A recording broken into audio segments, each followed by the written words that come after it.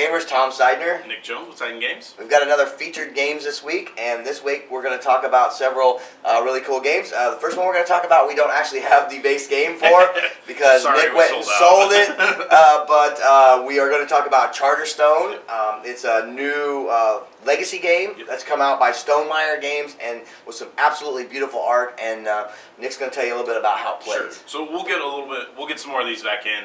We have the recharge back here, which is an interesting piece to a legacy game. A lot of the legacy games that have come out, once you've played them, they're just kind of done. Even without this, you buy the base game, you play through the game. Once you're done playing through the campaign, now it's a worker placement game. It's still a game that you can play and get replayability out of. However, if you want to go back and do the campaign version of it again, you can buy this instead of buying a whole new core box. And this lets you basically reset everything and start over again.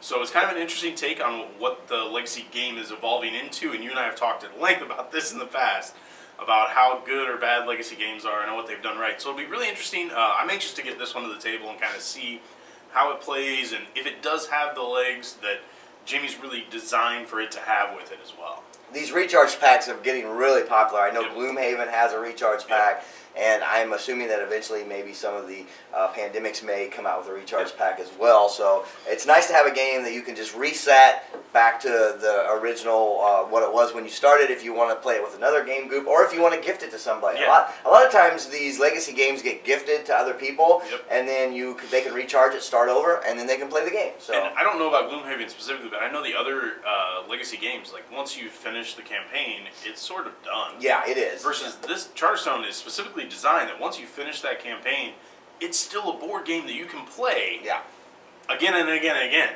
So that part of it's really cool to me as well. That is nice, yeah.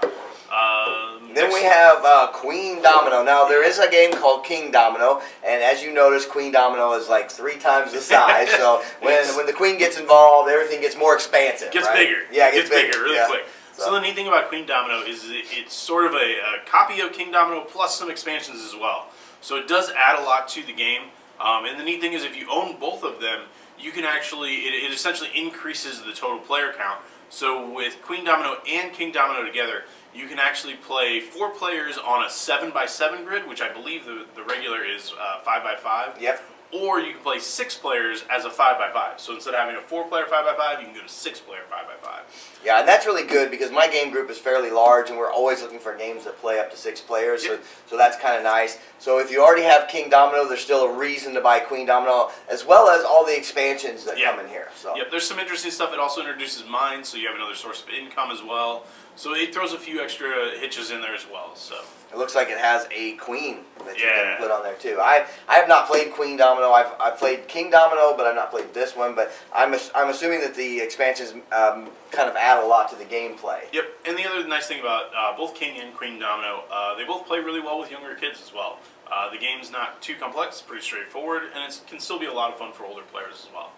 Okay, and the next one is a game I have played, and I've played it a lot, and that is DC Confrontations. Now, if you guys watched our top 10 video, you'll know that the DC deck building game was on my top 10, which is probably not on most people's top 10. I think it's kind of, there's a few of us that really like it, and that's probably it. But Confrontations is great because it's a 2-player version of the DC deck building game. Cryptozoic, they brought out a kind of a trial mode. It was like Batman versus the Joker, and people liked it. And so then they came out with this, and this is just a little more of the same, but with just a bunch of different figures. A lot more people, So rather than just playing Batman versus Joker, you can play Wonder Woman versus Joker, Batman. There's a lot of variations that you can play.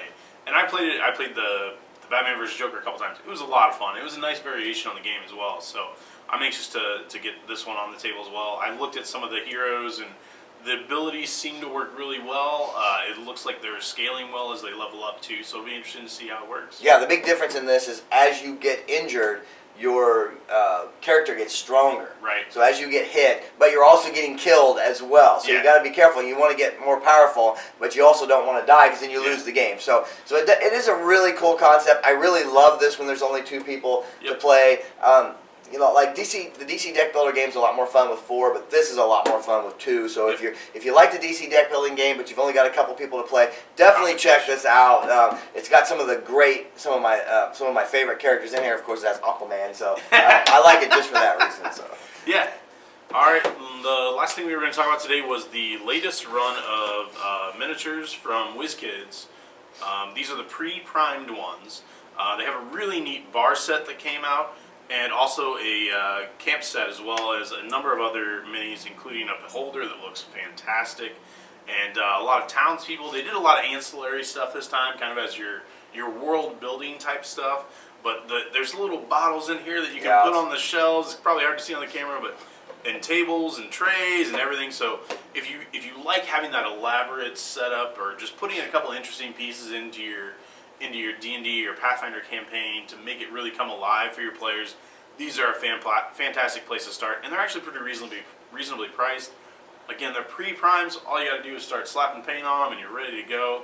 Really cuts down on your time from purchase to on the table. This little thing right here makes me want to have like a Tavern Doll house. Yeah. I mean, because there's cabinets, and there's like little glasses that kind of hang up inside of the cabinets, and there's tables and barrels and everything. And then this one is just amazing. It's got a cart. The horses in this are amazing. The horses, detailed. Yeah, they look fantastic. So yeah, so this really, if you like to bring a lot of 3D elements to your gameplay, these would definitely do it. If you're doing a campaign in Dungeons and Dragons or in any other RPG, this would definitely bring a lot of 3D elements to that. All right, well, that's all we have for today. If you guys are interested in any of this stuff, just give Nick a call. He'll be glad to set you up. If you're looking for Charterstone, give him a holler, because he is going to get some more of these in. Get your name on the list if you want one. That way when they come in, he'll have you down, and he can get you one. But until we see you guys again, happy gaming. This video was provided by The Lonely Gamer. To see more of our news, reviews, and videos, please visit us at lonelytabletopgamer.com.